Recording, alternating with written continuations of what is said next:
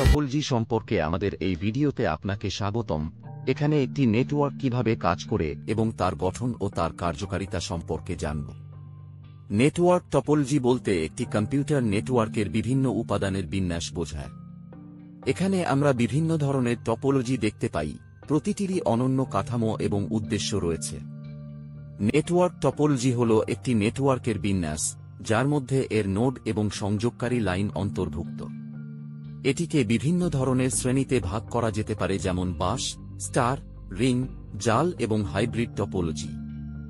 Bus topology হল একটি সহজ নেটওয়ার্ক কাঠামো যেখানে সমস্ত ডিভাইস একটি একক যোগাযোগ লাইন ভাগ করে নেয়।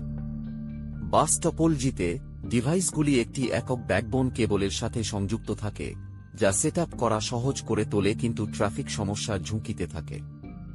বাস টপোলজি সাশ্রয়ী এবং ইনস্টল করা সহজ, তবে মূল কেবলটি ব্যর্থ হলে এটি ধীর এবং সমস্যা সমাধান করা কঠিন হতে পারে।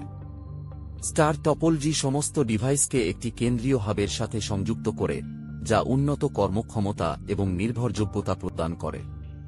স্টার টপোলজি সহজ ব্যবস্থাপনা এবং ফল্ট আইসোলেশন প্রদান করে, তবে এর জন্য আরও বেশি কেবল এবং একটি কেন্দ্রীয় হাবের প্রয়োজন হয়, যা ব্যর্থতার একক বিন্দু হতে পারে।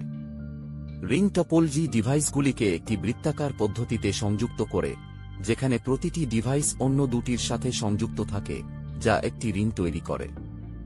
রিং টপোলজি সম্পদের সমান অ্যাক্সেস প্রদান করে, কিন্তু যদি কোনো একটি সংযোগ ব্যর্থ হয় তবে এটি ব্যাহত হতে পারে, যা রক্ষণাবেক্ষণকে অত্যন্ত গুরুত্বপূর্ণ করে তোলে।